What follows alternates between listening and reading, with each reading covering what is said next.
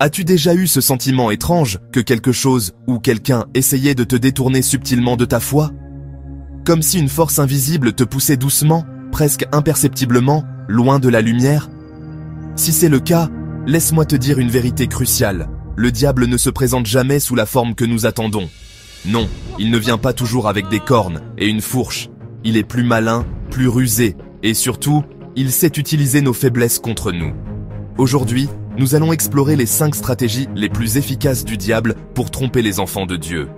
Et crois-moi, la 4e est tellement répandue que même les croyants les plus fidèles tombent dans son piège sans s'en rendre compte. Le diable sait que son temps est compté. Il n'a qu'un objectif, semer la confusion, détruire la foi et éloigner autant d'âmes que possible du chemin de Dieu. Pour cela, il a affiné ses stratégies depuis des siècles. Mais, grâce à la lumière de la parole de Dieu, nous pouvons les dévoiler et les déjouer. Alors, installe-toi confortablement et ouvre ton cœur à cette révélation, car ce message pourrait bien changer ta manière de vivre ta foi pour toujours. La stratégie du doute, l'attaque contre ta foi. Le doute est l'une des armes les plus puissantes du diable. Rappelle-toi de ce qui s'est passé dans le jardin d'Éden. La toute première question que le serpent a posée à Ève était « Dieu a-t-il réellement dit ?» Genèse 3 verset 1. Cette simple interrogation a semé une graine de doute dans son cœur. Elle a commencé à remettre en question la parole de Dieu, et nous connaissons tous la suite. De nos jours, le diable utilise cette même tactique pour affaiblir notre foi. Il murmure des questions dans notre esprit. Si Dieu t'aime vraiment, pourquoi souffres-tu autant? Peux-tu être sûr que la Bible est vraie? Ou encore, pourquoi tes prières restent-elles sans réponse? Ces doutes, s'ils ne sont pas confrontés avec la vérité de la parole, peuvent grandir et nous éloigner de notre relation avec Dieu. La clé pour déjouer cette stratégie est d'avoir une foi enracinée dans la parole. Lorsque le doute frappe à ta porte, réponds avec des versets bibliques, comme Jésus l'a fait lors de sa tentation dans le désert, Matthieu 4, 1 à 11. Dis fermement, il est écrit, et rappelle-toi que Dieu est fidèle à ses promesses. La distraction subtile, remplir ta vie de choses secondaires. As-tu remarqué à quel point nos vies sont encombrées aujourd'hui? Entre les réseaux sociaux, les séries Netflix, les tâches quotidiennes et les multiples notifications sur nos téléphones, il devient de plus en plus difficile de trouver du temps pour Dieu. Et c'est exactement ce que veut le diable. Il sait que s'il ne peut pas te faire abandonner ta foi, il peut au moins te distraire suffisamment pour que tu ne sois plus efficace dans ta marche chrétienne. Il te pousse à prioriser tout sauf Dieu, ta carrière, tes loisirs, tes relations humaines. Ces choses ne sont pas mauvaises en elles-mêmes, mais lorsqu'elles prennent toute la place, elles deviennent des idoles. Comme Jésus l'a dit, cherchez premièrement le royaume et la justice de Dieu, et toutes ces choses vous seront données en plus. Matthieu 6, 33. La solution ici est simple, mais exigeante. Revois tes priorités. Prends l'habitude de donner à Dieu les premières heures de ta journée.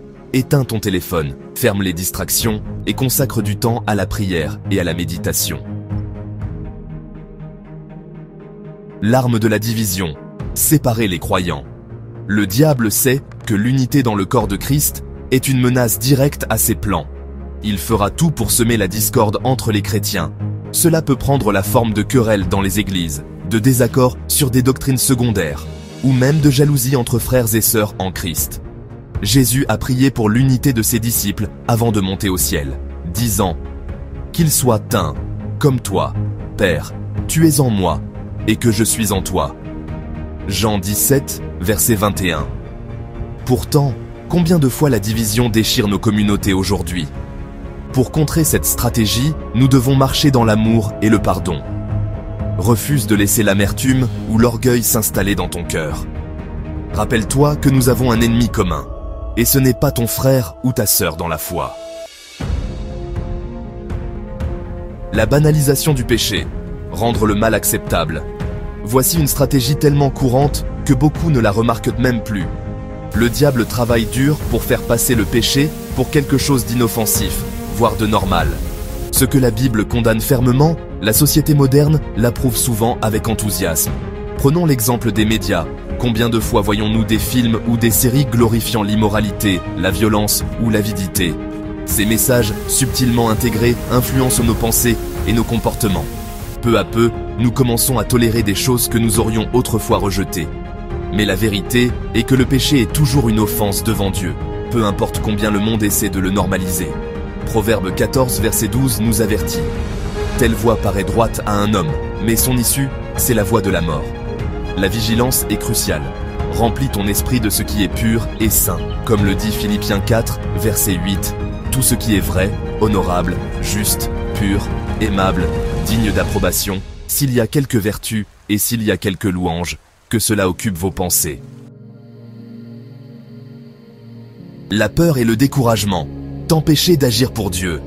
Enfin, l'une des armes favorites du diable est la peur. Il utilise la peur de l'échec, la peur du rejet, ou même la peur de l'inconnu pour nous paralyser. Si tu as déjà ressenti que tu n'étais pas assez bon pour servir Dieu, sache que tu n'es pas seul. Le diable aime nous rappeler nos erreurs passées, nos faiblesses et nos insuffisances. Mais Dieu ne nous appelle pas parce que nous sommes parfaits, il nous appelle parce qu'il est parfait. Comme il a dit à Josué, « Fortifie-toi et prends courage, car l'Éternel ton Dieu est avec toi partout où tu iras. » Josué 1 verset 9. Lorsque le découragement frappe, lève-toi et proclame la vérité de Dieu sur ta vie. Souviens-toi que tu es plus que vainqueur en Christ. Romains 8 verset 37. Et ne laisse jamais la peur t'empêcher d'accomplir ce que Dieu a placé dans ton cœur. Chers frères et sœurs, les stratégies du diable sont réelles, mais elles ne sont pas invincibles. En Christ, nous avons la victoire. Ce message t'a parlé? As-tu reconnu certaines de ces tactiques dans ta propre vie? Si oui, il est temps d'agir. Renoue avec Dieu. Passe du temps dans sa présence. Et surtout, partage ce message avec ceux que tu aimes, car ils pourraient en avoir besoin autant que toi. Si tu as été touché par cette vérité, laisse un commentaire en dessous de cette vidéo. Partage-la avec un ami ou un proche qui traverse des moments difficiles.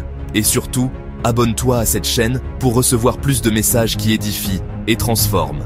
Ensemble, nous pouvons surmonter les pièges du diable et marcher dans la lumière de Dieu.